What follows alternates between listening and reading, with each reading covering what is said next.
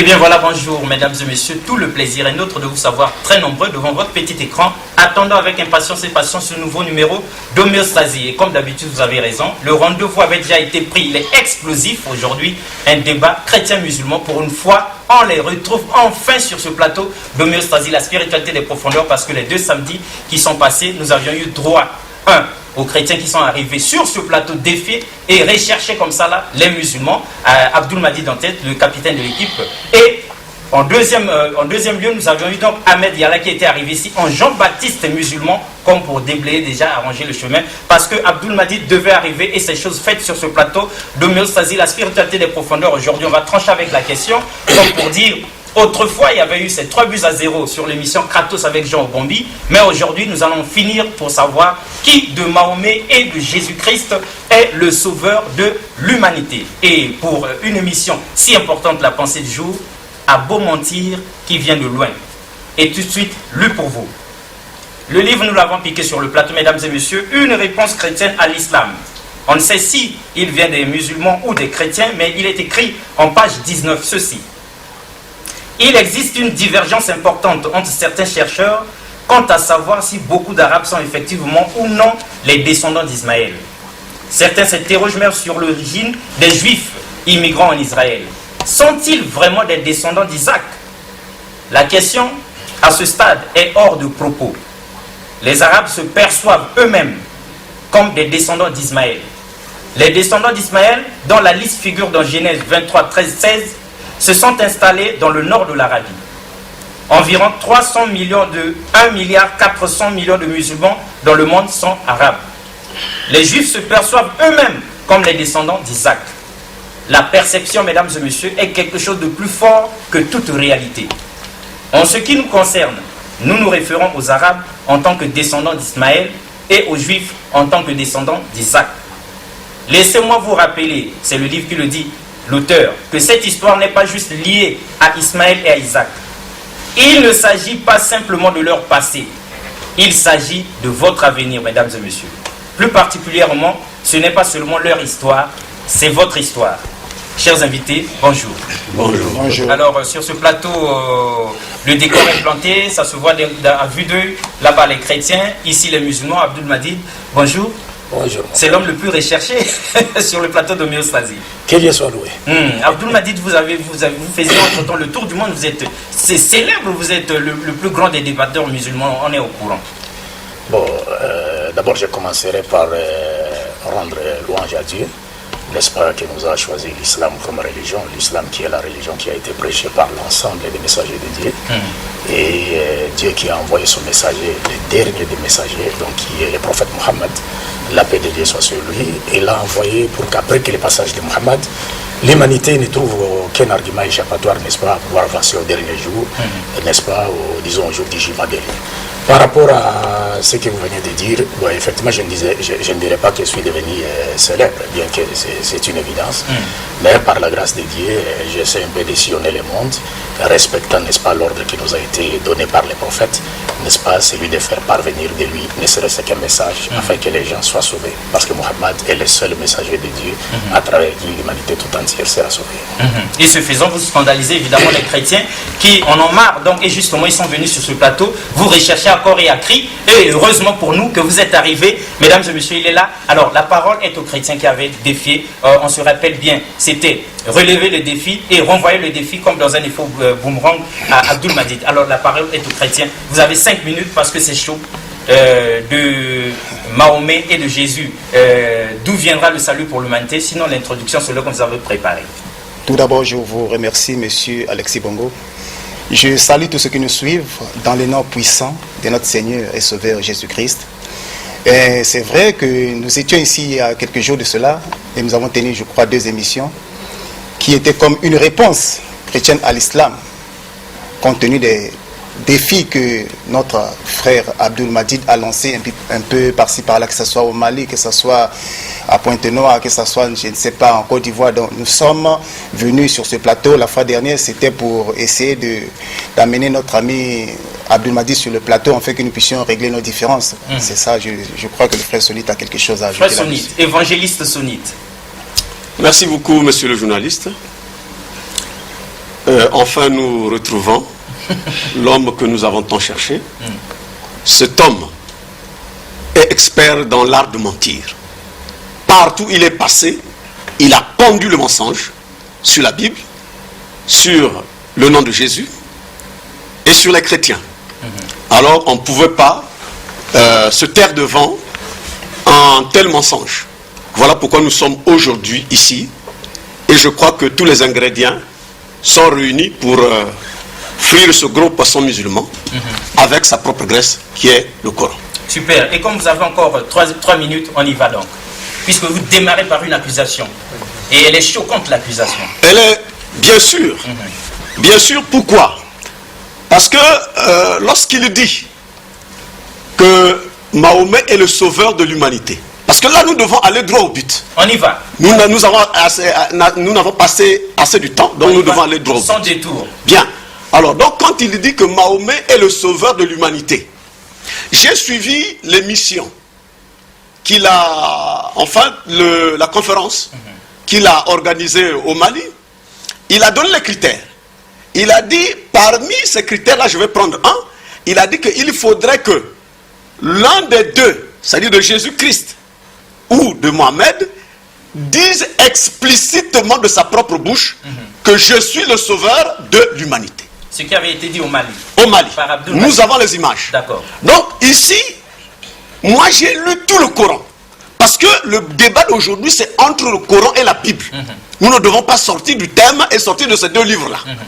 Alors donc, je me demande où est-ce que Mahomet l'a dit. Parce que j'ai lu tout le Coran, je n'ai pas trouvé. Mais moi, je peux par contre lui donner des versets bibliques qui sont tellement clairs. Nous allons prendre Jean chapitre 4. Jean chapitre 4, je m'excuse. 2 minutes, retrouvez ça rapidement. Jean chapitre 4, verset 42. Jean 4, verset 42. Oui. Et il disait à la femme, Oui. ce n'est plus à cause de ce que tu as dit Oui. que nous croyons, Oui. car nous l'avons entendu nous-mêmes, et nous savons qu'il est vraiment le sauveur du monde. Ah, ça c'est les hommes qui témoignent de Jésus-Christ. Vous pouvez encore lire Jean chapitre 12, verset 47. Jean 12, verset 45. 47. 47. Si quelqu'un entend mes paroles et ne les garde point, ce n'est pas moi qui le juge, car je suis venu non pour juger le monde, mais pour sauver le monde. Donc ça sort de la bouche de Jésus. C'est clair, c'est clair comme, c'est limpide comme l'eau de la source. Mais dans le Coran, on ne trouvera aucun verset coranique où Mahomet déclare que je suis le sauveur de l'humanité. Ça c'est le premier point. Il vous reste 1 minute. Le deuxième point, c'est que le monde est en proie au péché, monsieur le journaliste. Donc l'homme qui vient sauver, le sauveur de l'humanité, doit être sans péché. Parce que le monde est en proie au péché. L'homme de la même condition que ceux qui ont le péché ne peut pas venir les sauver du péché. C'est impossible. C'est impossible. Alors, Mahomet, c'est un pécheur comme nous pouvons le lire dans le Coran, chapitre 48, verset 2. Rapidement, parce que la minute va s'épuiser là. Coran 48, verset 2. Verset 2. Afin qu'Allah te pardonne tes péchés, passés et futurs. Oui. Qu'il parachève sur toi son bienfait et te guide sur une voie droite. Nous avons plein de versets comme ça, oui. Mais à cause du temps, on ne peut voilà, pas citer tous les versets. Mais je peux ajouter un verset, s'il vous plaît, à cause de Jésus, qui concerne Jésus dans le Coran. Rapidement, Surat 19, 19. Oui. Coran chapitre 19, verset 19. Ah d'accord. Coran 19, verset 19. Vous auriez dû sélectionner ça. Il dit, je suis en fait un messager de ton Seigneur pour te faire don d'un fils pur. Il s'agit de Jésus-Christ. Il est pur, c'est l'homme idéal, c'est l'homme sans péché pour venir sauver les pécheurs. Moi, Mahomet ne peut pas me sauver. Même Abdul m'a dit, Mahomet ne peut pas me sauver parce que c'est un pécheur. Parce qu'il est pécheur. Il est de la même condition que son prophète. Super. Alors, voilà. La réplique. C'est combien de minutes de plus? 6 minutes. C'est pas 7. Ça fait. Ça va, mais merci beaucoup, merci beaucoup. Je dirais tout de suite aux téléspectateurs qui nous suivent en ce moment, que bien que les musulmans soient venus ici, n'est-ce pas, pour essayer, dans le but de clore définitivement ces débats, le débat sur la question du sauveur de toute l'humanité entre Jésus-Christ et Mohammed, et cela en rétablissant, n'est-ce pas, la vérité camouflée pendant des siècles par des pasteurs pour des intérêts vils de ce bon débat.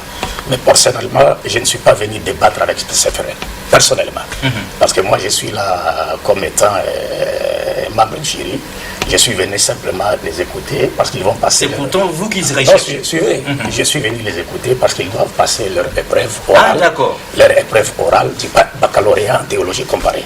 Ah, je suis là simplement pour les écouter. Sinon, s'il ne peut pas y avoir débat entre moi, c'est comme quelqu'un qui dirait un élève de lycée voudrait défier Einstein, n'est-ce pas, en physique. Donc ça ne peut pas se faire. Alors, je commencerai par montrer d'abord leur mensonge, parce que parmi les critères que j'ai cités par rapport à Jésus Mohammed, j'ai dit il faut que le Christ, Jésus-Christ ou Mohammed, confirme le caractère universel de sa mission en déclarant clairement avoir été envoyé par Dieu à toute l'humanité. Je fais très bien attention à mes mots. Et puis, quand il cite des versets bibliques qu'ils ne comprennent pas, des versets qu'ils ne comprennent pas, écoutez, il laisse parler du monde parce qu'il ne connaît pas l'essence du monde dans la Bible. Ibrahim disait, nous, Jean chapitre 15, verset combien? Verset 15 à 19. 18 à 19. Écoutez le monde, maintenant on va leur apprendre la Bible. Si le monde a de la haine pour vous, sachez qui m'a trahi avant vous. Si vous étiez du monde, le monde aime ce qui est à lui. Mais parce que vous n'êtes pas du monde et que je vous ai choisi du milieu du monde, à cause de cela, le monde a de la haine pour vous. Vous savez, dans tous ces passages, donc Jean chapitre 15, verset 18 à 19, Jean chapitre 16, verset 20, Jean chapitre 17, verset 9, 11, 14, 16, 18, 21, 23, 25, Jésus-Christ parle du monde, mais par ce langage, il ne comprend pas l'humanité tout entière. Parce que le monde a trois sens dans la Bible. C'est ce que les frères ne comprennent pas. Le monde a trois sens dans la Bible. Je lis dans le glossaire de la Bible du second, n'est-ce pas? Je vous ai dit, je ne suis pas venu débattre avec eux, n'est-ce pas? Le mot monde dans la Bible, excusez-moi, il dit ceci, monde. Par ces mots, on entend soit l'univers créé par Dieu, ou l'humanité tout entière sur la terre, soit l'ensemble de ceux qui vivent dans les péchés loin de Dieu et sont hostiles à la lumière divine venue les éclairer.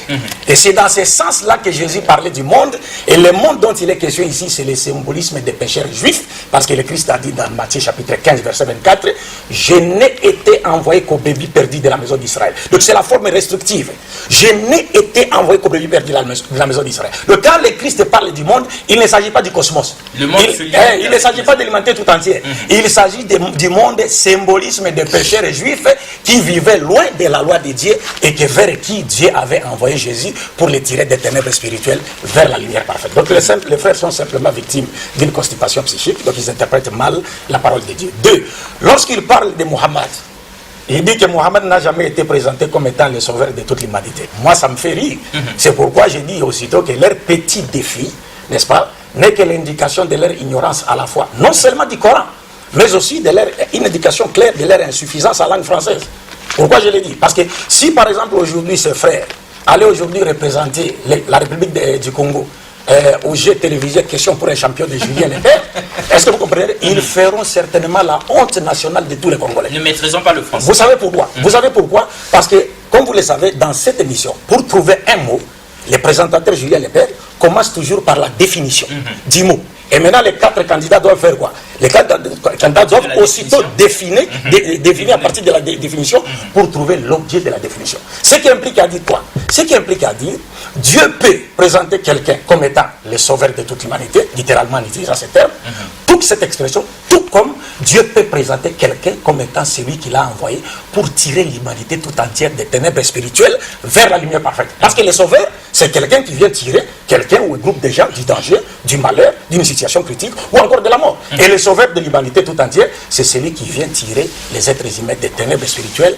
vers la lumière parfaite. Il me reste encore 2 minutes. Encore 2 minutes. Ça va. Or, Mohammed, la paix de Dieu soit sur lui, est présenté dans le Coran comme étant celui qui est venu tirer toute l'humanité des ténèbres spirituelles à la lumière parfaite. Dans le Coran. Dans le Coran. Le Mohammed est présenté comme étant, comme je le disais tantôt, il est venu tirer l'humanité des ténèbres spirituelles, c'est-à-dire des ténèbres de l'incroyance, de l'égarement et de la dépravation totale des mœurs, à la lumière parfaite de la foi en un Dieu unique, de la bonne guidée et aussi des vraies valeurs spirituelles et morales de l'humanité. Et je leur demandais de lire eux-mêmes ces passages dans le Coran. Parce qu'ils ne connaissent pas le Coran. Parce que pour connaître le Coran, il faut avoir maîtrisé la langue arabe.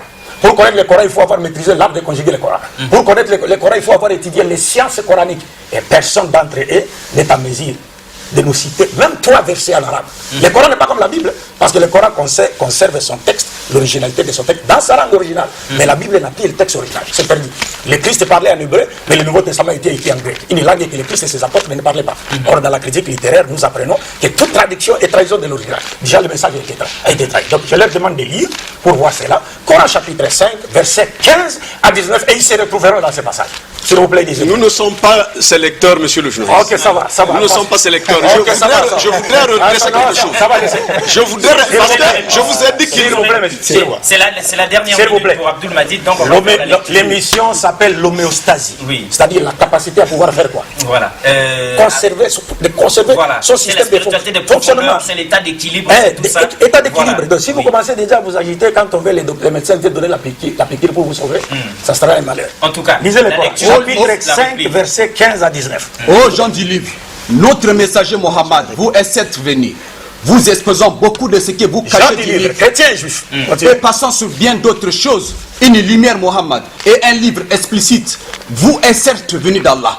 Par ceci le Coran, Allah guide au chemin du salut ceux qui cherchent son agrément. Et il les fait sortir des ténèbres à la lumière par sa grâce. Il les guide vers un chemin droit. Certes, sont mécréants ceux qui disent Allah c'est le Messie fils de Marie.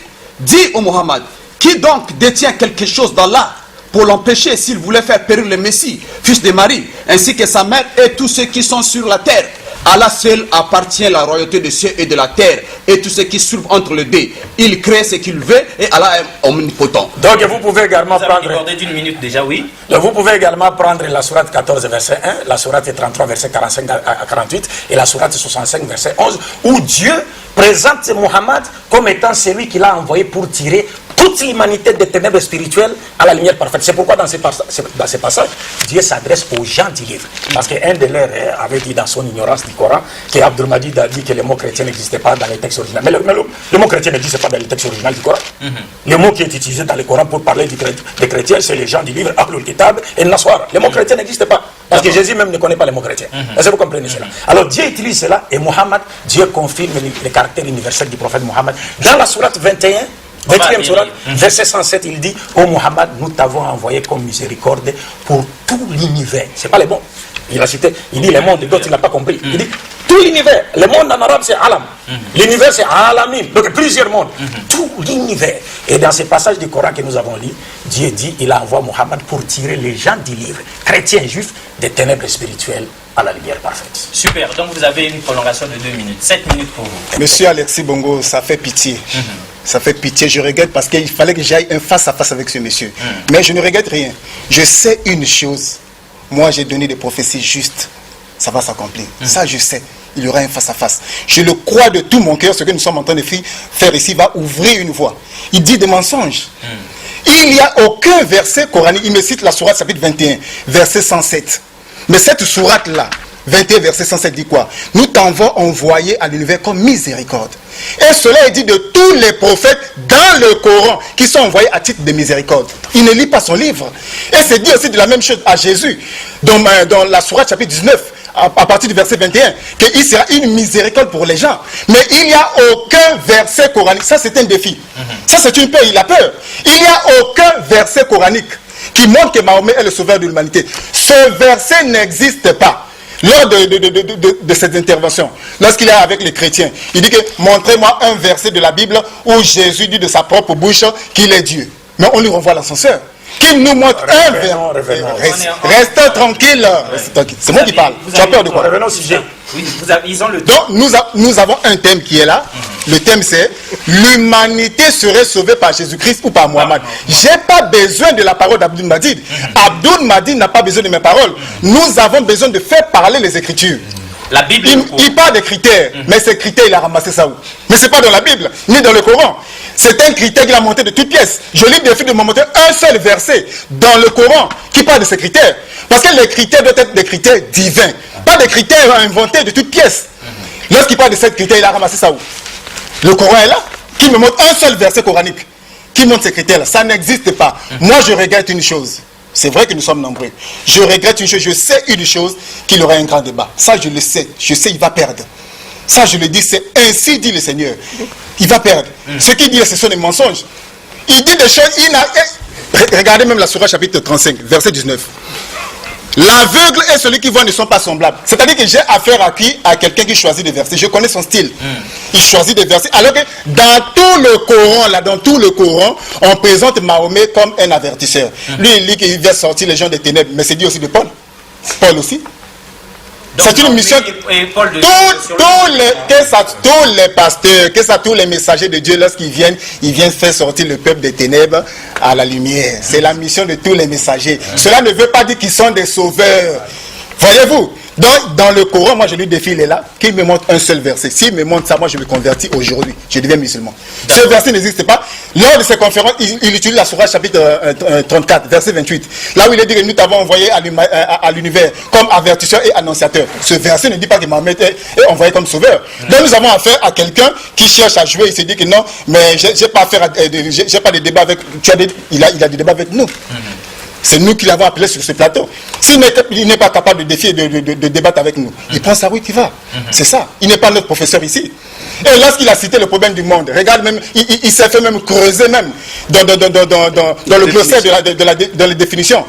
Lorsque Jésus dit dans Jean chapitre 3, verset 16 à 17, car Dieu a tant aimé le monde, qu'il a donné son Fils unique, afin que quiconque croit en lui, à moins qu'on soit un malade mental. Lorsqu'on dit quiconque, c'est-à-dire n'importe qui. C'est de ça qu'il s'agit. En fait, que quiconque croit en lui ne périsse point, mais qui ait la vie éternelle. Qu'est-ce qu'il dit dans Actes chapitre 4, verset 12? Qu'il n'y a de salut en aucun autre nom. Car il y a sous le ciel aucun autre nom qui a été donné aux hommes par lesquels ils doivent être sauvés. Lui, il dit que la mission de Jésus, c'est limitée aux enfants d'Israël. Qu'est-ce que Jésus dit dans Matthieu chapitre 24, à partir du verset 14? Qu'il faut que cette bonne nouvelle du royaume soit prêchée dans le monde entier. Ensuite viendra la fin. Comment il explique ces écritures-là? Nous avons affaire à un tricheur. Il choisit des écritures, mais là, les écritures qui présentent Jésus-Christ, il laisse ça à côté. Lorsque Jésus était ressuscité, dans Luc chapitre 24, à partir du verset 47, qu'est-ce qu'il dit? Il dit que la repentance et le pardon des péchés sera prêché à toutes les nations, à commencer par Jérusalem. Pourquoi il ne cite pas ces écritures-là? C'est un menteur. Et il vient ici en professeur. Quel professeur? Lui, il va enseigner qui? Vous êtes ses élèves, il voudrait bien... Il va enseigner personne. Moi, il va enseigner personne. Vous avez encore 2 minutes. Évangéliste Sonite, 2 minutes avant que la parole ne revienne. Je vous ai dit tout à l'heure que cet homme est expert dans l'art de mentir.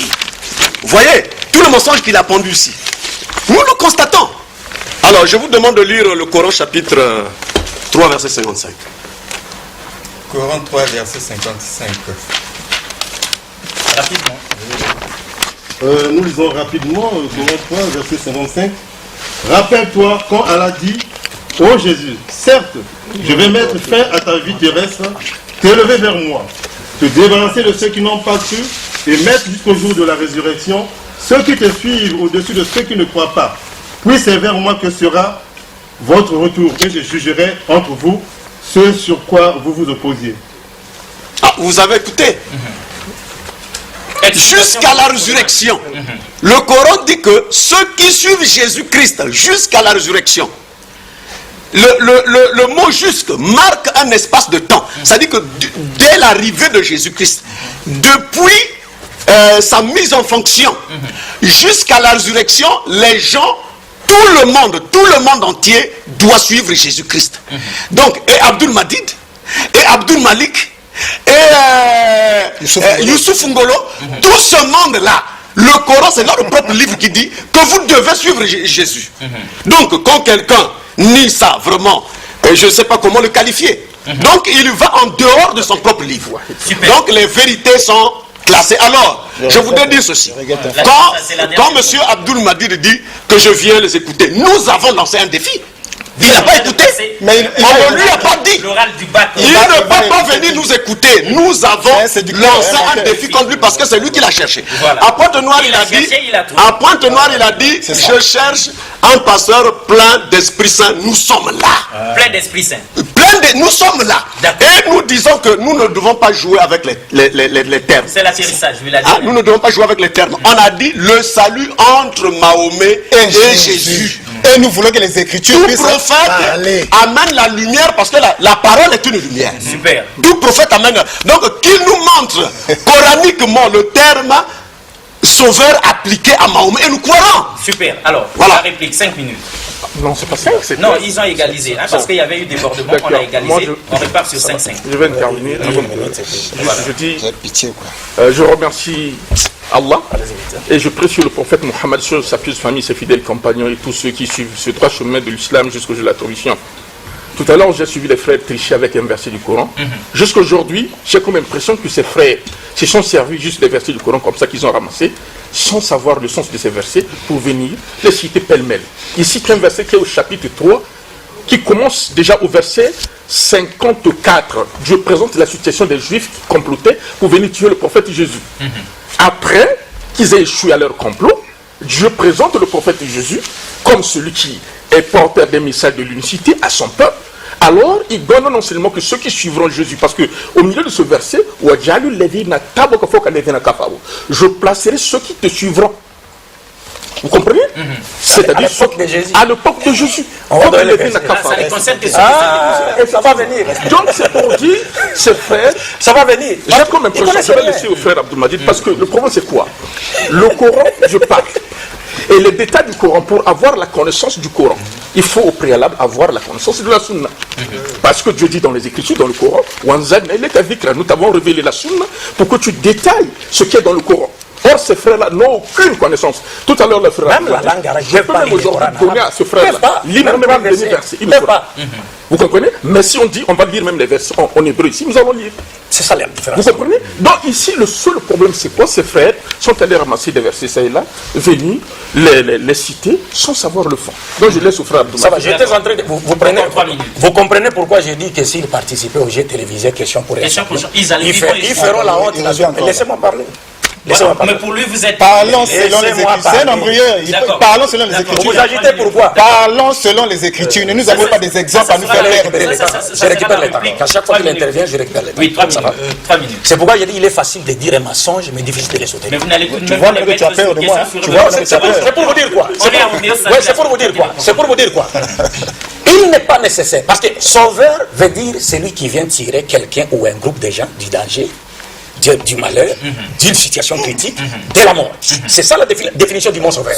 On peut présenter quelqu'un comme étant sauveur de toute l'humanité, directement, littéralement, tout comme comme on peut le présenter comme celui qui est venu tirer toute l'humanité des ténèbres spirituelles vers à la lumière parfaite. Si on le présente comme tel, il est sauveur de toute l'humanité. Si vous arrêtez à dire non, je vais voir les mots, mais ce serait simplement en train de manifester son ignorance de la langue française. Deux, lorsque les frères, suivez, écoutez, nous ne sommes pas venus pour rendre ces débats périls, trop enfantins.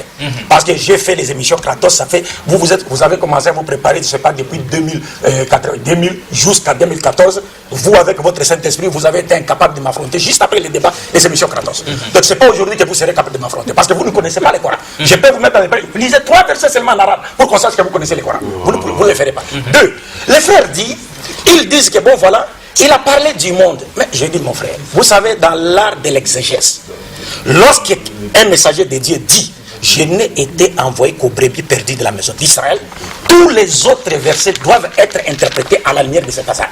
Et quand je lis le glossaire de la Bible, on nous dit dans la Bible, lorsque le mot monde est utilisé, il a 3 sens.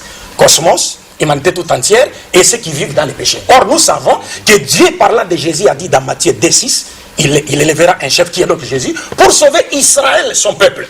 Et le même Pierre qu'il a cité dans Acte 12. Mais lisez le contexte. Pierre est en train de s'adresser aux enfants d'Israël, il ne s'adresse pas à toute l'humanité. Il parle aux enfants, restituer les choses dans leur contexte. Et c'est le même Pierre qui dira dans Acte des Apôtres chapitre 5 verset 31, il dit quoi? Dieu l'a élevé par sa droite comme prince et sauveur pour donner à Israël la repentance et le pardon du péché. Prince et sauveur pour Israël, c'est pas pour toute l'humanité. Acte des Apôtres chapitre 13 verset 23. Acte des Apôtres chapitre 13 verset 23. Verset 23. Oui. La Bible dit, avant sa venue, Jean avait prêché le baptême de repentance à tout le peuple d'Israël. 23. Le peuple d'Israël. C'est de la postérité de David que Dieu a suscité. C'est de la postérité de David que Dieu a suscité Jésus-Christ. Regarde ici. La postérité de David, Dieu a suscité Jésus-Christ comme sauveur pour Israël. C'est pas pour toute l'humanité. C'est pourquoi Jésus a interdit à ses apôtres d'aller vers les païens. Dans Matthieu chapitre 10, versets 6 à 7, il dit, n'allez pas chez les païens, n'allez pas chez les Samaritains, allez plutôt chercher les brebis perdues de la maison d'Israël. Est-ce que vous comprenez? Donc c'est clair, nous disons, lorsque le Coran présente Mohammed comme étant celui que Dieu a envoyé pour tirer l'humanité tout entière des ténèbres spirituelles à la lumière parfaite. Mohammed lui-même déclare, de ce fait qu'il est le sauveur. Mohammed lui-même dit, contrairement aux messagers de Dieu qui m'ont précédé, j'ai été envoyé à la totalité des êtres humains et j'ai clos la prophétie. Après moi, il n'y a pas de prophète. Regardez ce qu'ils ont dit. Ils ont dit, vous avez parlé de Mohammed qui a été présenté comme miséricorde pour l'univers. Il dit, mais il y a des prophètes qui ont été présentés comme miséricorde. Mais laissez les choses dans leur contexte. Parce que vous ne verrez dans aucun verset du Coran où un prophète est présenté comme miséricorde, le mot Alamin, univers est suivi.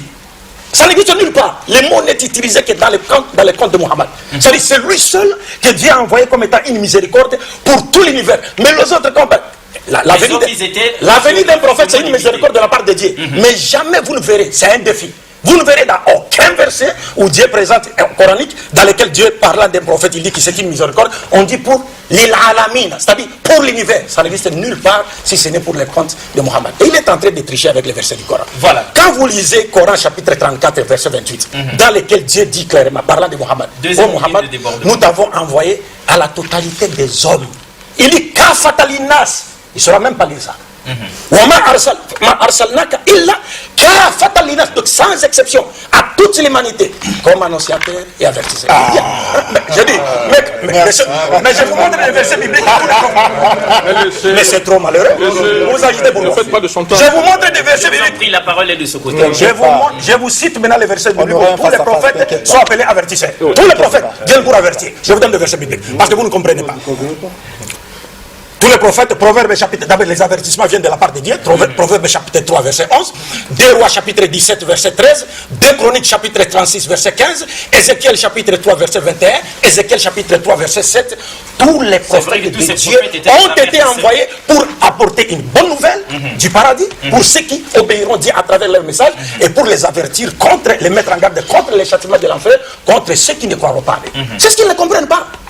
Ceux qui ne comprennent pas. Exact. Monsieur Alexis Bongo, nous voyons que la fois dernière, j'ai dit lors d'une émission que Abdul Madid est un spécialiste en mensonges. Regardez, il a lu plusieurs écritures. Moi, je ne refuse jamais les écritures lorsque je suis sur ce plateau. Même lorsqu'il lit Matthieu chapitre 15, verset 24, je ne refuse jamais une écriture. Ce que nous refusons, c'est la pensée que les gens introduisent dans cette écriture. Ça, nous refusons ça. Même dans le Coran, dans la sourate 62, à partir du verset 2, on présente ceci. C'est lui qui a envoyé à des gens sans livre. Le professeur Amidoula interprète les Arabes. Un messager des leurs qui leur récite ces livres, les purifie, les enseigne le livre de la sagesse, bien qu'ils étaient auparavant dans un égarement évident. Si on lit ce verset par exemple, dans ce verset, il ne trouve pas son compte. Il ne se retrouve pas ici là. Parce que dans le contexte, si nous respectons le contexte nous dit que Muhammad est envoyé à qui? Aux gens sans livre. Maintenant, si nous lisons ce verset, on ne lit pas les autres écritures, on ne comprendra pas. C'est la même chose avec la Bible. Regardez même le mensonge. Regardez, il tombe ici, je le fais tomber ici là. Regardez dans Actes chapitre 13, à partir du verset 23, là où il s'arrête. C'est un menteur. Regardez. C'est de la postérité, Actes chapitre 13, verset 23. C'est de la postérité de David que Dieu, selon sa promesse, a suscité à Israël un sauveur qui est Jésus. Nous disons Amen, c'est l'écriture. Mais il est aussi écrit dans le même contexte que au verset 46, Paul et Silas, là il ne peut pas lire ça. Il ne peut pas lire parce que s'il lit ça, il comprendra que c'est un menteur. Paul et Barnabas leur dit avec assurance, c'est à vous premièrement que la parole de Dieu devait être annoncée, mais puisque vous la repoussez et que vous vous jugez vous-même indigne de la vie éternelle, voici nous tournons vers les païens.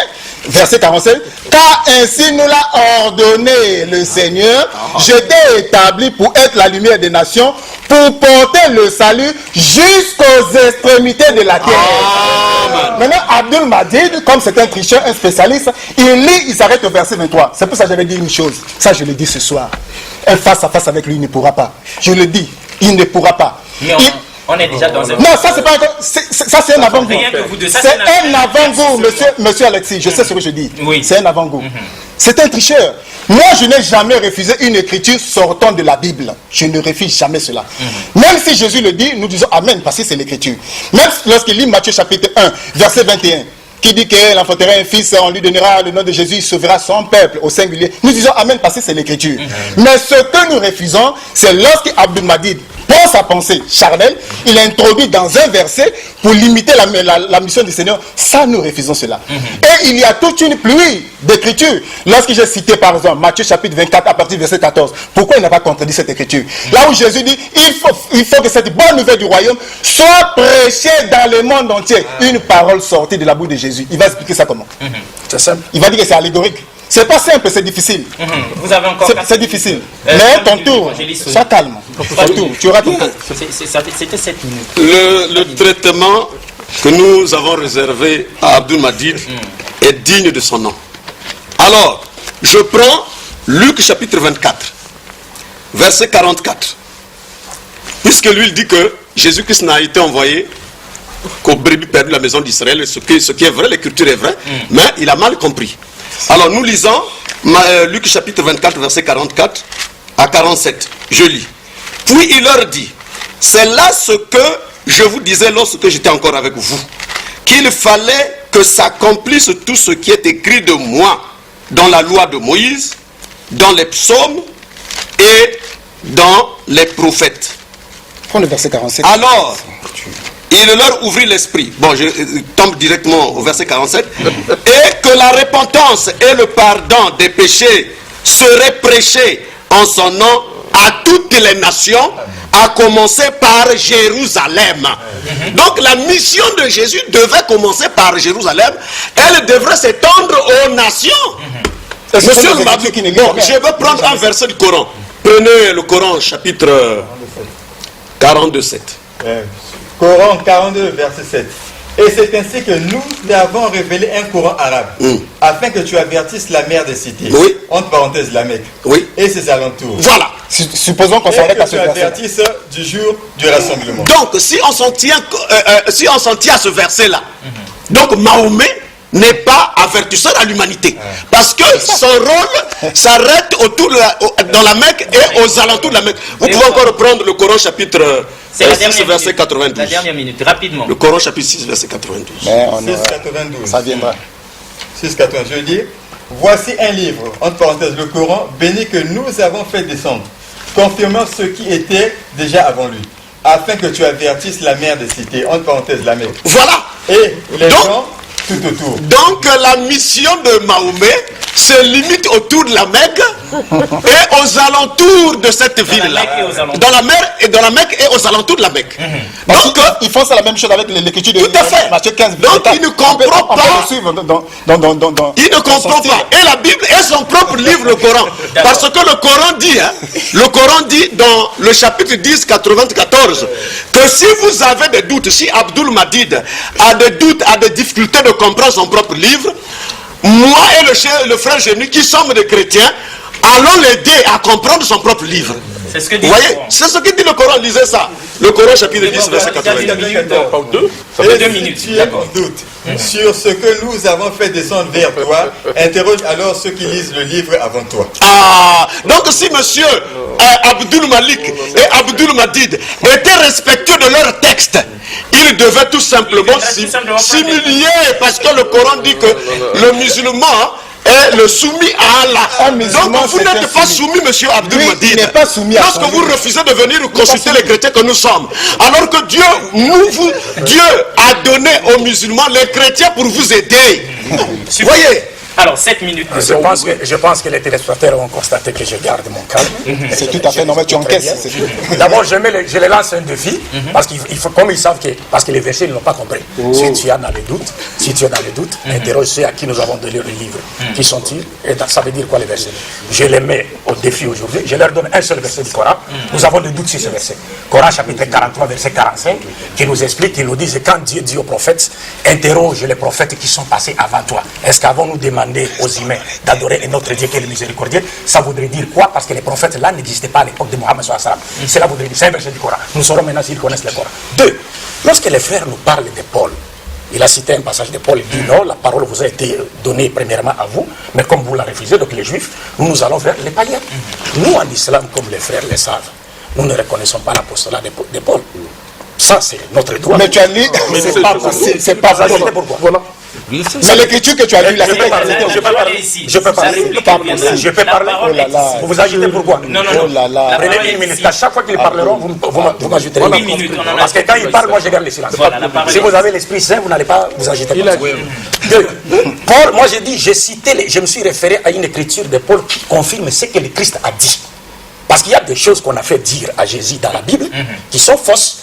Par exemple, il y a des versets dans lesquels on vous dit, Jésus dit, David et ses hommes ont mangé les pains de proposition à l'époque du sacrificateur Abiatar avec ses hommes. Or, dans l'Ancien Testament, David était seul, il n'était avec personne. Et le sacrificateur n'était pas Abiatar, mais Ahimelech. Et tous les commentateurs reconnaissent cette erreur, des copistes. Donc il y a des choses qui sont vraies, des choses qui sont fausses. 2. Vous savez que encore quand on parle du sauveur de toute l'humanité, mes chers frères, il faudrait qu'on se pose la question de savoir en quoi est-ce que Jésus est-il le sauveur de toute l'humanité. Parce que le sauveur de toute l'humanité, c'est celui qui vient tirer les hommes des ténèbres spirituelles, donc de l'incroyance, égarement, dépravation des mœurs, à la lumière parfaite de quoi? De la croyance en un Dieu unique, de la guider et des valeurs morales positives. En quoi est-ce que Jésus est-il le sauveur de toute l'humanité entre Mohammed et Jésus-Christ? Est-ce que vous comprenez? Imaginez une seule fois que Dieu envoie Moïse chez Pharaon, sauver les enfants d'Israël, parce qu'il était libérateur qui est synonyme de sauver.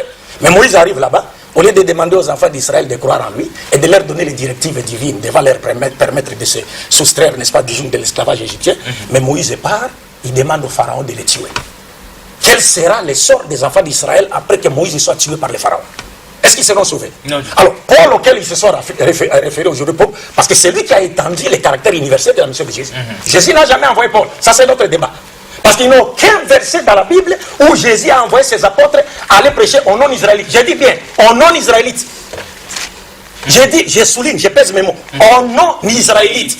S'il y a des versets qu'on ne s'agite pas, ils vont donner les versets et nous allons ensemble les analyser. Ne t'écarte pas du thème. Suivez d'abord. Je suis dans le thème. Vous savez pourquoi? C'est la réplique. On est ici. Donc il n'y a aucun verset dans lequel Jésus a demandé à ses 12 apôtres d'aller prêcher son évangile aux non-israélites. S'il donne les versets, qu'on ne s'agite pas, on va étudier les versets. Je connais les versets auxquels vous se référez, mais on les verra. Et Jésus a dit clairement au dernier jour, Pierre lui pose la question, Seigneur, nous avons tout quitté, nous t'avons suivi. Et il dit, quelle sera notre récompense? Il répond en disant, au renouvellement de toutes choses. Le jour où le Fils de l'homme sera assis sur le trône de sa gloire, vous qui m'avez suivi, vous serez de même assis sur 12 trônes pour juger les 12 tribus de la maison d'Israël. Voilà ceux-là auxquels Dieu a élevé au-dessus de ceux qui ont mépris en Jésus-Christ. Dieu lui-même le dit dans le Coran, chapitre 61, verset 14, parce qu'ils interprètent mal le Coran. Dieu parle d'un groupe qui a cru en Jésus, un groupe de Juifs, et un autre groupe qui a mépris. Il ne s'agit pas des égarés d'aujourd'hui qui ne connaissent pas Jésus. Deux, c'est pourquoi j'étais en train de dire, encore faudra-t-il que nous sachions en quoi est-ce que Mohammed et Jésus sont des sauveurs. Parce que selon le christianisme, selon les chrétiens, Jésus est venu sauver le monde par sa mort sur la croix. Alors que Jésus, après la mort de Jésus, le taux de péché que le monde connaissait à l'époque de Jésus s'est multiplié aujourd'hui par 1 million de fois, et cela sous le regard impuissant du christianisme et de la doctrine de la rédemption par la mort de Jésus. Aujourd'hui, le pays de Jésus vit dans le péché, mais le pays de Mohammed est régi par les lois de Mohammed. En quoi est-ce que Jésus est sauveur de toute l'humanité? Jésus est un vrai prophète. Puisque son monde est plus sale ou pas? Plus sale que le monde de Mohammed. Et le christianisme n'a jamais réussi à transformer une seule riz, même à Brazzaville ici, transformer moralement une seule riz à travers les enseignements du christianisme. En quoi est-ce que Jésus est-il sauveur? Parce qu'être un sauveur, ce n'est pas un slogan. Être un sauveur, ce n'est pas un slogan. Ça se décrète pas. Être un sauveur, vous devez d'abord enseigner aux hommes à connaître Dieu, parce que c'est la première question en matière de foi. Vous devez donner aux hommes une charte qui définit clairement les devoirs et les droits de chacun à tous les niveaux, des gouvernants comme des gouvernés. Vous devez leur donner un code de conduite, de moralité, ainsi de suite. Être sauveur, ce n'est pas un slogan. Donc il faut comparer cela. Alors, je reviens pour dire pourquoi les frères s'agitent. Quand moi je parle, je lance un défi pour finir. Une dernière minute. Parce que je dis ici, et je le répète, il n'y a aucun verset. Parce que quand Jésus dit « Je n'ai été envoyé qu'aux brebis perdues de la maison d'Israël », c'est une forme restrictive. Ils ont raison. Mais quand vous donnez l'écriture pour étendre, n'est-ce pas, la mission de Jésus, il faut que cela soit en harmonie avec l'esprit du champ de la mission de Jésus. C'est pourquoi je dis ici, pourquoi alors on ne trouve pas dans la Bible un seul verset dans lequel Jésus a demandé à ses apôtres d'aller prêcher l'évangile aux non-israélites. Je le souligne bien, non-israélites. Pourquoi aucun apôtre de Jésus n'a prêché à un seul païen l'évangile sur l'ordre de Jésus? Pourquoi? Alors que Mohammed est venu, c'est le seul prophète de Dieu qui avait des disciples appartenant à d'autres nations que la sienne, parce que pour être le sauveur de l'humanité, comme je l'ai dit, ce n'est pas un slogan. Il faut qu'on prouve cela, que Jésus ou Mohammed prouve cela en ayant de son vivant dans son entourage des disciples qui appartiennent à d'autres nations. Mohammed les avait. Des Noirs, des Romains, des Perses, des Africains, mais Jésus n'en avait pas. Et aujourd'hui, s'il faut comparer, parce que la doctrine de la rédemption sur laquelle repose le christianisme, et les chrétiens disent par cette doctrine nous serons sauvés, cette doctrine le Christ ne l'a pas enseignée. Et c'est une doctrine d'origine satanique. Donc c'est pourquoi le monde ne peut pas être sauvé par le christianisme. Il y a un débordement d'une minute, il va conclure. Super. Monsieur le journaliste, vous voyez que cet homme ne fait que mentir. Il ne fait que mentir. Il a dit, dans les images que j'ai, il a dit, il faudrait que ce sauveur de l'humanité l'ait déclaré explicitement de sa propre bouche que je suis le sauveur de l'humanité. Que cela veut dire? Il faudrait que Mahomet l'ait dit dans le Coran. Voilà pourquoi nous lui lançons un défi ici. Ce n'est pas attendre demain. Il faudrait que Mahomet dans le Coran nous dise que je suis le sauveur de l'humanité dans le Coran, le sauveur. Le terme sauveur doit ressortir là-bas. Le texte de ma conférence est ici. Une minute, on va ajouter la reste. Continuez, vous allez voir. Et c'est le thème, c'est le thème d'aujourd'hui. Oui, c'est le thème d'aujourd'hui. C'est le thème d'aujourd'hui. Donc il est tout simplement incapable, avec son propre livre, de nous dire un seul verset où Mahomet a dit que je suis le sauveur de l'humanité. Et ensuite, j'avais dit que le sauveur de l'humanité ne peut pas être un pécheur. Ça, je lui ai dit, il n'a pas riposté. Pourquoi il ne riposte pas? Parce qu'il sait que là-bas, il va tomber. Là-bas, il va tomber. Le sauveur de l'humanité ne peut pas être un pécheur. Moi, j'ai des problèmes dans ma maison. avec ma femme, j'ai des problèmes. Vous aussi, vous avez les mêmes problèmes que j'ai. Vous viendrez me sauver moi mon foyer. Alors que vous, dans votre maison, vous avez aussi des querelles à tout moment, vous vous bagarrez. Donc, le prophète Mohamed et Abdul Malik et Abdul Madid et toute sa suite, ils sont dans la même condition. Voilà pourquoi Jésus-Christ a été donné comme modèle pour que l'humanité tout entière le suive. Coran chapitre 3, verset 45. D'accord. Coran chapitre 3, verset 45. Coran chapitre 3, verset 45. Nous vous avions dit que venez faire école. Les cours sont gratuits, monsieur Abdul Madid. Les cours sont gratuits. Quand les anges disent, oh Marie, voilà qu'Allah t'annonce une parole de sa part. Son nom sera Al-Messie, Issa, fils de Marie. Il sera ici-bas. Comme dans le début. Jésus-Christ est le modèle parfait. Ici-bas, on n'a pas seulement dit en Israël. Il dit ici-bas, donc même en Arabie Saoudite, partout, au Mali. Donc ici-bas, il est le modèle parfait. Et dans l'au-delà, aucun prophète.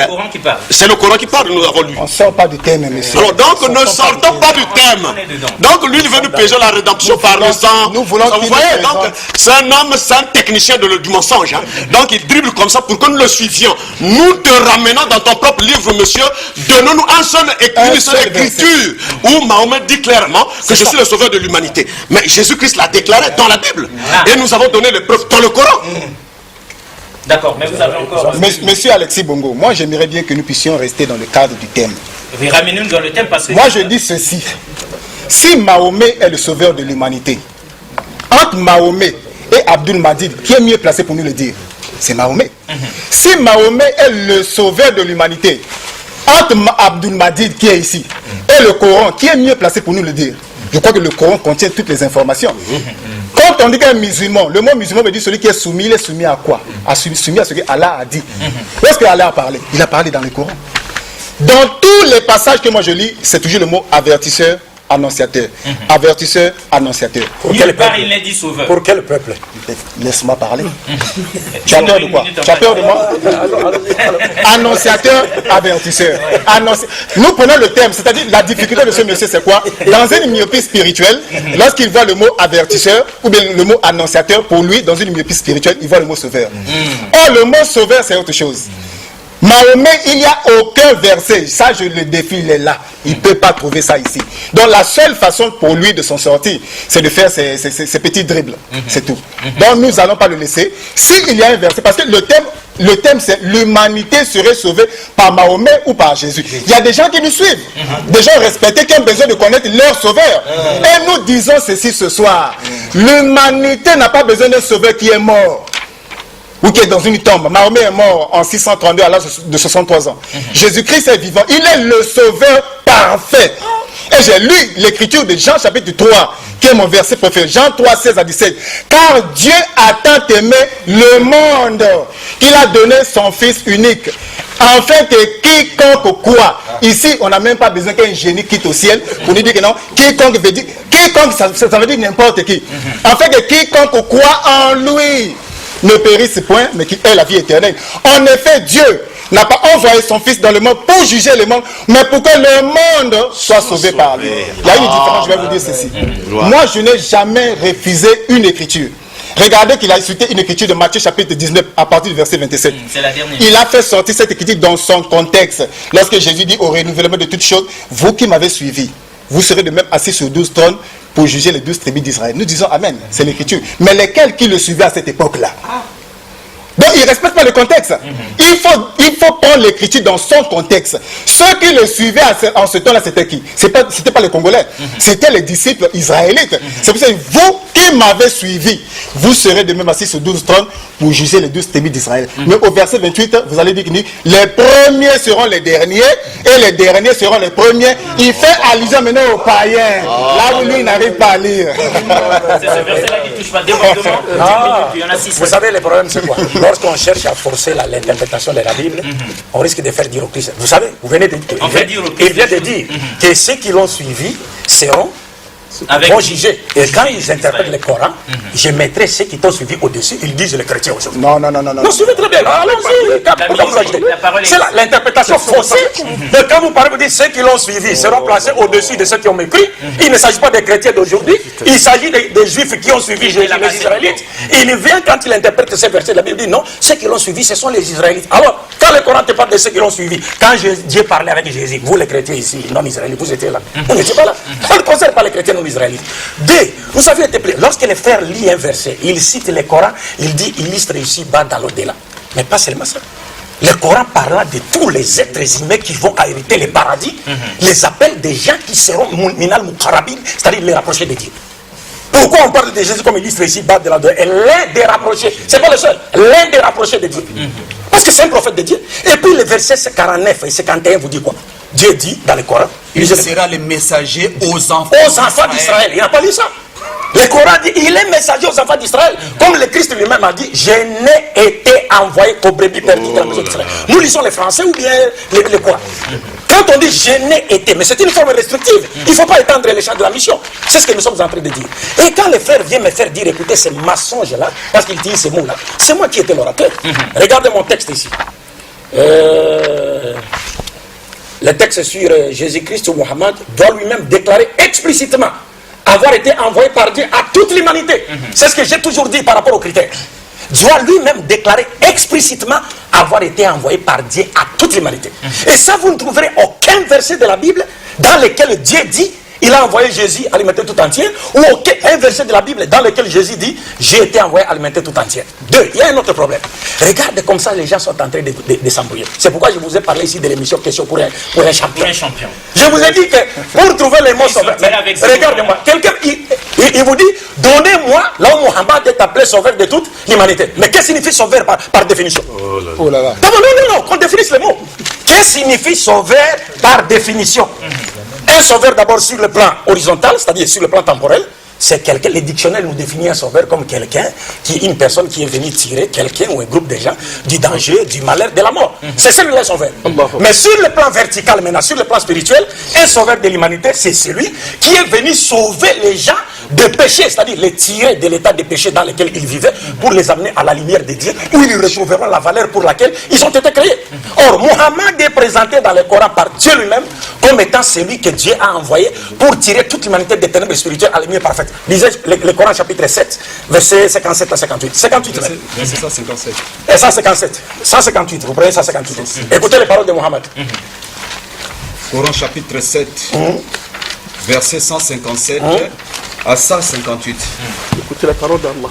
Ceux qui suivent le messager, les prophètes illettrés, Mohammed, qu'ils trouvent écrit, mentionné chez eux dans la Torah et l'évangile, il leur ordonne les blâmades. Il leur ordonne le marouf. Prenez le verset suivant directement pour ne pas perdre le temps. Dis au Mohammed. C'est Dieu qui ordonne à Mohammed de dire. Ô homme, je suis pour vous tous les messagers d'Allah. Le terme utilisé en arabe c'est Ya ayyuhan nasu inni rasulullah ilaykum. Oh, quel mensonge. Vous savez, le Saint-Esprit avait le pouvoir de parler en arabe à l'époque des apôtres. Il a permis aux apôtres de parler en arabe, une langue qu'ils ne parlaient pas. Mais ceux-là sont incapables de parler, même avec l'aide du Saint-Esprit. Ils ne peuvent pas nous lire le Coran en arabe. Même avec les... Ils ne peuvent pas. Ça c'est un défi. Ils ne peuvent pas. Parce qu'ils connaissent le Coran est deux. Je vais donner un verset. Je vous en prie. Je peux utiliser. Tu n'as pas de Coran? Non, bon, lisez. Mais comment tu veux faire un défi alors que ça voudrait dire que les gens ne sont pas. Ça voudrait dire. Comment ils peuvent faire? Tu peux venir faire un défi. S'il vous plaît. Si vraiment nous sommes venus pour chercher la vérité. Si par exemple je disais aux frères, donnez, est-ce que je peux prendre votre Coran pour le lire? Où est le mal? Voilà. Parce que je voudrais donner le verset dans le Coran qu'ils mettent sur le. Pour ne pas avoir un prétexte, prenez. Montrez-nous le terme sauveur là-bas où Mahomet présenté comme le sauveur. C'est pourquoi j'ai dit, c'est trop malheureux. C'est-à-dire, lorsqu'il explicitement, vous avez dit que le sauveur devait le dire explicitement. Mais vous avez pourquoi? Je vous en prie. Qu'à chaque fois que je prends la parole, je vous en prie. Si tu nous fais des réponses, fais aussi. Mais qu'à chaque fois que je prends la parole, vous vous agitez pourquoi? Quand vous parlez, moi je garde. Qui s'agite? Mais laissez-moi parler. Qui s'agite? Mais laissez-moi parler. Mais laissez-moi parler. On est ici pour la Coran chapitre 34, verset 28. C'est pourquoi j'ai dit... Tu vois que tu nous traites de sauvages. Ça, il faut retirer ça. Je ne vous ai pas trompé de sauvage. Non, je ne vous ai pas traité de sauvage. J'ai dit qu'on ne peut pas se comporter comme des sauvages. J'ai dit compris moi-même. Et nous t'avons envoyé en tant qu'annonciateur et avertisseur pour toute l'humanité. Mais la plupart qu'est-ce que signifie être annonciateur? Vous aurez à répondre. C'est cela l'ignorance des frères. Qu'est-ce que signifie être annonciateur? Même Jésus est venu annoncer la bonne nouvelle. Tous les prophètes sont des annonciateurs et avertisseurs. Qu'est-ce que signifie être annonciateur et avertisseur? C'est cela le problème. Parce que le problème des frères, c'est les concepts définitionnels. Vous savez, comme je venais de le dire tantôt, on peut présenter quelqu'un, n'est-ce pas? Si on disait de quelqu'un que c'est un sauveur, on n'a pas menti. Et si on disait de quelqu'un qu'il est venu nous tirer du malheur, on n'a pas menti, c'est un sauveur. Un sauveur, c'est celui qui tire quelqu'un du malheur, qui tire quelqu'un du danger. Maintenant, Mohammed est présenté dans le Coran comme étant celui qui a été envoyé pour tirer toute l'humanité des ténèbres spirituelles à la lumière parfaite. Et dans ce verset qui est clair, parce que vous ne trouverez pas un seul verset comme celui-ci dans la Bible, dans lequel Dieu parla de Jésus, il dit je l'ai envoyé à l'humanité tout entière. Non, mais Dieu parle dans ces passages, il dit clairement: ô Mohammed, nous ne t'avons envoyé que comme annonciateur et avertisseur à toute fatalinas, toute l'humanité sans exception. Mais la plupart des gens ne le savent pas, y compris ses frères. Mais ils sont dans le panier des gens qui ne savent pas. La plupart des gens ne savent pas. Ils s'arrêtent à dire annonciateur, avertisseur. Mais qu'est-ce que signifie annonciateur et avertisseur? Ils ne peuvent rien dire, parce que tous les prophètes sont appelés dans la Bible des avertisseurs. Tous les prophètes de Dieu, ils sont venus annoncer. Lorsqu'on termine, mon frère, de 2 minutes. Oui, c'était plus que clair. Et nous avons dit ici que si on mettait Jésus-Christ et Mohammed devant nous à travers leurs paroles, vous ne trouverez aucun verset dans lequel Jésus dit j'ai été envoyé à la totalité des hommes, à l'humanité tout entière. Mais Mohammed lui-même expliquait encore ces versets du Saint-Coran. Parce que dans leur fuite en avant, quand ils cherchent à séparer le Coran et la Sourate, c'est là où on va démontrer leur ignorance du Coran. Le prophète Mohammed dit clairement ceci: moi, Mohammed, contrairement aux prophètes de Dieu qui m'ont précédé, j'ai été envoyé à la totalité des êtres humains.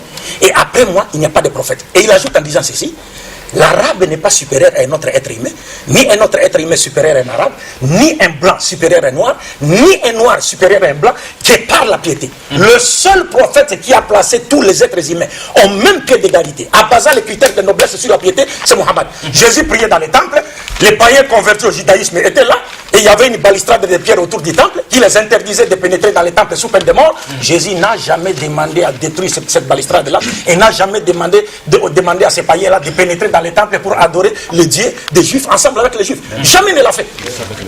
Il était avec les Romains, mais jamais Jésus n'a invité un seul Romain encore à lui. Mais Mohammed était à Médine, il a envoyé une lettre à l'empereur Héraclius, lui demander de croire en lui. Alors maintenant, on atterrit. Maintenant, ils ont suivi. Regardez maintenant, je ne dirais pas par respect pour eux, je ne dirais pas leur ignorance, mais leur petit savoir. Parce qu'ils ignorent les styles du Coran. Ils disent, Dieu a dit à Mohammed, afin que Dieu puisse te pardonner péché, et tes péchés passés et tes péchés futurs. Mais qu'est-ce que cela veut dire? Ça, c'est une prolongation encore. Il y a débordement. Monsieur Alexis Bongo, monsieur Alexis, je vais revenir.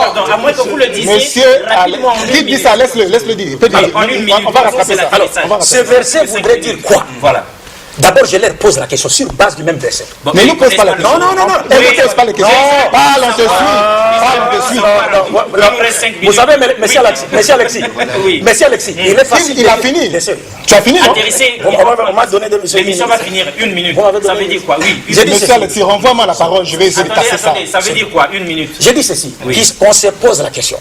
Pourquoi Dieu a-t-il dit à Mohammed afin que tes péchés passés soient pardonnés? Lorsque Mohammed n'a commis aucun péché dans le péché, il n'a aucun exemple à donner. Et puis dans le futur, tes péchés futurs soient pardonnés. Lorsque ces péchés ne sont pas encore commis, pour qu'ils soient pardonnés.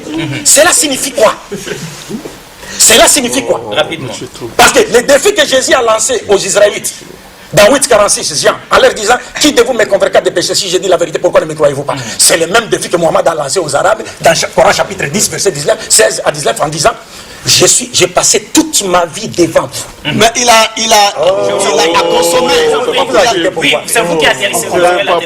Parce que non, ils ne connaissent ils ne connaissent pas le style du Coran. C'est parce qu'ils n'ont aucun exemple qui peut donner là où Mohammed a communiqué. Oui, donc c'est très intéressant ce que vous dites. J'ai passé toute ma vie devant vous. J'ai passé toute ma vie devant vous. Pourquoi ne croyez-vous pas? Vous savez en islam. Super, on s'arrête là. Ça c'est le prophète qui a parlé, nous on aime ça. Alors la réplique. Monsieur Alexis Bongo, 5 minutes pour atterrir. Il y a tellement trop d'écriture dans la Bible. Je vais lire une écriture. Écoutez, je vais lire une écriture. Toujours le verset là. Attendez qu'il finisse, sinon on arrive. Il a déjà terminé. Oui, allez-y. C'est vous qui parlez. Monsieur Alexis Bongo. Moi, je crois que Abdul Majid a un sérieux problème. Il a vraiment un problème de constipation spirituelle, tel que lui-même il dit. Dans Jean chapitre 3, à partir du verset 16 à 17, je réponds encore ce verset-là, où Jésus dit, car Dieu a tant aimé le monde, qu'il a donné son Fils unique, afin que quiconque croit en lui ne périsse point, mais qu'il ait la vie éternelle.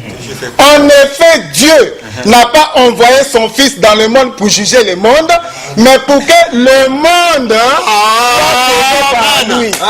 Ça, c'est une parole sortie de la bouche de Jésus. C'est-à-dire quoi? C'est-à-dire chaque matin où nous allons nous réveiller, même lorsque Abdul Majid essaie de contredire cela, chaque matin, lorsque nous allons nous réveiller, nous verrons toujours cette écriture-là. C'est-à-dire quoi? C'est-à-dire son ignorance, ses difficultés va l'arrêter, mais ça ne peut pas arrêter cette écriture-là. Cette écriture est vraie. Et Jésus-Christ est le sauveur dès sa naissance. On ne devait pas sauveur. Il nous parle des critères. Les critères, là, vous savez, là où il a eu ça dans un forum. Un forum là sur internet, un forum entre un musulman, Wallah et Petro qui sont en train de faire un débat. Voilà. C'est un forum. Voilà. Donc les critères là ne sont pas dans le Coran. Il a inventé ça de toutes pièces. Voilà, donc cela dit, on est arrivé à l'atterrissage. Mais oui, on est arrivé à l'atterrissage. Je crois que mesdames et messieurs, on va conclure. On va conclure parce que on risque d'ouvrir encore une brèche. Une minute seulement pour vous. Non. Bon, nous avons suivi qui de Mahomet et de Jésus est le sauveur. En tout cas, ils ont été à la hauteur des uns des autres. Il y a eu de la constipation spirituelle dans l'air. On ne sait si c'est de la part des musulmans ou des chrétiens, mais vous avez été attentif et vous avez pu donc tirer la quintessence même des messages qui ont été délivrés dans la Bible et le Coran. Et la pensée à beau mentir, je vous en prie, à beau mentir, il vient de loin. Et donc nous aurons une suite évidemment si Dieu le permet, si jamais Allah est d'accord. Ce n'est que partie dans une salle, une grande salle. Dans une grande salle. Ce serait bien donc dans une salle, c'est là où je vais te faire rire. Je te le dis. Sois calme. Je te le dis. Moi, je te le dis. Je vous en prie. Vous ne me connaissez. Moi, je te le dis. Je vous en prie. On est arrivé à la fin de cette. Tu vois, ce sec, moi, j'ai annoncé ça. Je te le dis. Sois calme. Je vous en prie. C'est bien qu'on ait comme ça décidé de prolonger la chose dans une grande conférence, dans une salle. Et là, il y aura tout le monde qui nous regarde de l'autre côté. Il a été incapable de donner un seul verset. Incapable. Il est tellement qui vient de loin. Vous étiez quatre, vous étiez avec le Saint-Esprit. Merci beaucoup. Vous étiez quatre, vous étiez avec le Saint-Esprit.